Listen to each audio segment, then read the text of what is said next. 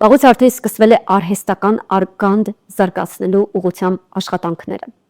Արհեստական արգանդի կամ էկտոգենեսի զարգացումը վերարտադրողական տեխնոլոգիայի ամենաշրջադարձային առաջընթացներից մեկն է։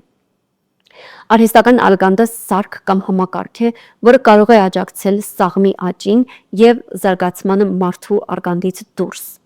Այս տեխնոլոգիան, որը մի ժամանակ գիտաֆանտաստիկ ժանրից էր թվում,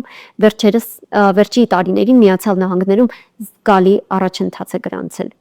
Տեխնոլոգիան հիմնականում նպատակ ունի կրկնօրինակել կենսաբանական արգանդի պայմանները,